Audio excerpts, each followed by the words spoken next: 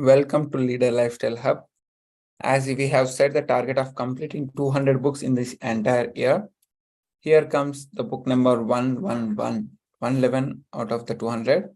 And the name of the book that we have today is The Man Who Fed the World, written by Dr. Norman Borlaug. Without any delay, let's get started. So let us see about the author, Dr. Norman Borlaug. Who is he? Dr. Norman Borlaug was an American agronomist who led initiatives worldwide that contributed to the extensive increases in agriculture production and termed as a Green Revolution. So he's the one who led initiatives all over the world for Green Revolution. So he written a book called The Man Who Fed the World. Let us see what are the lessons that we can take from this book. And this is one of the book which was admired by Bill Gates. This was the one of the Bill Gates favorites. So I had decided to dig deeper on this. Okay. Without any delay, let us see what is inside it. Target audience. The 17-year student who loves learning about genetics in her biology class. The 48-year farmer who struggles with bureaucracy and constantly changing governmental policies. Anyone who wants to cause a big change in the world. For this type of audience, this book will be the helpful guide. Either students or farmers or who wants to change the big change, or who wants to work for the world and to give something to back. So let us see the small synopsis. The Man Who Fed the World is the biography of Dr. Norman Borlaug, Nobel Peace Prize laureate and US national hero, who saved over 1 billion lives by dedicating his own to ending world hunger and leading the Green Revolution. This book is all about the biography of Dr. Norman Borlaug, and he led the Green Revolution, which helped get agriculture to a point where it can feed the world. Let us hear from the author himself. Food is the moral right of all who are born into this world. Food is the moral right of all who are born into this world. Here is a man I am sure you have never heard or before, yet who has saved more lives than probably anyone in the history of the mankind, Dr. Norman Borlaug. Borlaug was born in 1914 in Iowa in the United States, grew up in a rural setting, and from 1930 onwards, he dedicated his entire life in one cause, ending world hunger. So this is the one motto that Norman Borlaug was there. Dr. Norman Borlaug, born in 1914 in Iowa in the United States, grew up in a rural setting, and from 1930 onwards, he dedicated his entire life to one cause, ending world hunger. Having learned what hunger feels like firsthand,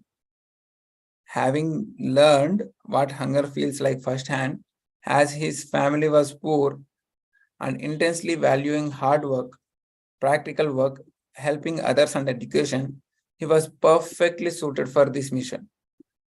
So these are the situations made him to work on the agriculture. His family was poor and immensely valuing hard work, practical works, helping others and education. He was perfectly suited for this. So between 1930 to 1970, he led what would later be called the Green Revolution. A number of research and development projects to transfer agricultural technology to developing countries in order to allow them to increase their crop yield and feed their population. In hindsight, Borlaug's been credited with saving at least 1 billion lives. That is every single person on Facebook in October 2012. and received the Nobel Peace Prize for his work. So Dr. Norman Borlaug also received the Nobel Prize for the peace category, and he has been credited with saving at least 1 billion lives. When I found out Leon Hesser's The Man Who Fed the World was one of Bill Gates' favorites, I decided to go deeper. I think the lessons you can draw from such a man's life go far beyond biology or charity and will help anyone succeed in their cause. So this is a life story of the autobiography of Dr. Norman Borlaug. So let us see what are the 3 lessons and what we can take from this. So Norman Borlaug, the man who fed this world, lived to be 95 years old. He worked hard and tirelessly to end world hunger. The one motto of his life is to end world hunger, day in and day out. Every single day of those 95 years, that's 675 days of hustle. You and I might have a lot less than that, yet we are here reading this post. If there is only one thing to learn from Dr. Norman Borlaug it's this. It is time to do. It is time to do. So this is the one powerful lesson you can do. You can take from this. And here are the top 3 lessons from this book. Ship now, perfect it later. Ship now and perfect it later. Second important lesson is get your hands dirty. Get your hands dirty. And the third powerful lesson is show, don't tell. Show, don't tell. Ready to learn from an lowland farmer with the brain of a scientist and heart of gold, here comes the man who fed the world. Let us see the lesson number 1 in detail. Ship a solution now, perfect it later. Ship a solution now and perfect it later. Scientists, almost by definition, love to dabble. They theorize, hypothesize, ponder, think and strategize, and try to come up with incremental improvements to exciting ideas. This extensive cycling within the scientific method is important. But when it comes to solving such an immediate threat as world hunger, as Norman Borlaug would say, you can't eat potential. Let me repeat this. Scientists love to double. They theorize, hypothesize, ponder, think, and strategize, and try to come up with the incremental improvements to existing ideas. Means whatever the current ideas are there, they'll try to think on incrementing improvements. This extensive cycling with this scientific method is important, but when it comes to solving such an immediate threat as world hunger, you can't eat potential. That's why he always pushed to get new farming techniques and higher yielding crop seeds into the hands of farmers as fast as possible, even if they weren't perfect. So he shipped the higher yielding crop seeds to farmers. Hunger does not wait for anyone, even if it is a normal human being, even if it is rich, even if it is poor, irrespective of whatever the human being is.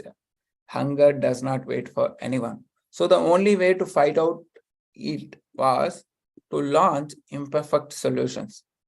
For example, in India, small-scale farmers were stuck in their traditions, making government incentives to use new seeds necessary, as well as companies offering free fertilizer at the right time. So Borlaug pushed hard for both of these things. One is to use new seeds necessarily and offering free fertilizers. He used this both, means both of these, new seeds and free fertilizer, new seeds and free fertilizers, fully aware that he had come up with better seeds in the future. Look at your own life. How many times have you published, launched, or handed in something that you don't think was perfect at that time and actually regretted it? Chances are, in most cases, you are glad you did release it instead of holding it, as there was plenty of time to improve it later. When I look back at over 300 book summaries in 2016, none of which were perfect when I published them, it becomes abundantly clear to me that shipping now is always the better choice. Still now, I have almost 400 book summaries in the blog. I published them, but they are not properly perfect. So I remember the same choice again. Shipping now is always the better choice. Let us see the lesson number 2. If you want to be respected and really make a difference, you have to get your hands dirty and do it yourself. How would you feel if I suddenly walked into your office tomorrow and tell you how you can do your job better? Keep your folders here, save some time by batching email processing there, and about your browser. All these the techniques I tell you in your office. You probably tell me to shut up and show me the door. And rightfully so. If I haven't earned your respect, why would you listen to me? If I haven't earned your respect, why would you listen to me? To all the farmers Borlaug worked with, he advocated that they go on a farm, work there, and get their hands dirty. Otherwise, how could they possibly understand agriculture, learn the language of the farmers, and earn the right to talk to them? Doing the hard work of a farmer themselves is the only way for scientists' later advice to be accepted. This is true for any field, really. This is true for any field. If you want the respect of a community and really make a difference in it, don't sit around and hand out advice based on information. Go to shit, learn, put in the work, and then share what works. So let me repeat this. Go to shit, learn, put it in the work, and then share what works. Let us see the lesson number 3. Don't tell people what you are going to do them. Show them. At the very least, do both. Actually, doing stuff has another advantage. You can let your results speak for themselves. In Borlaug's case, changing an entire country's agricultural behavior would always need the support of the government. But a government is hard to convince. Instead of just telling them how his new crops could improve yield or why using chemical fertilizer was a necessary step to take, he showed them the results of previous experiments in other countries. He had experimented with different techniques in various countries, and with the results, he showcased to the government for getting the advantages. He didn't argue with the Indian government about the amount of the fertilizer they needed to use. Instead, he showed them how much yield highly fertilized fields in Pakistan brought, and then let the numbers do the talking. Let the statistics of the results do the talking. Similarly, he always took in young, inexperienced local scientists, gave them a ton of responsibility, and groomed them from the ground up to go on to change their countries. Like in Mexico, where one of his students later became the head of the Mexican agricultural research program. Here comes the main important lesson. Showing, not just telling, is one of the key principles I use in my writing my blog posts. It's easy to give people 17 tactics to be more focused without any instructions. So whatever I do, I back it up with concrete, specific examples, instructions, and results. Stop thinking, get out there, do the work, get the results, and use those to help people. These are the 4 techniques you can do. Stop thinking, get out there, do the work, get the results, and use those to help people. There is nothing more convincing than that. So if you want to convince anyone people, Any salesperson, you want to get in more sales, get out there, do the work, get the results, and showcase the results to help people. What's the most important thing that you can do today? Stop reading now, go do that. Thank you so much. See you in another book summary. Until then, stay connected, keep progressing. We'll see you in another book summary tomorrow.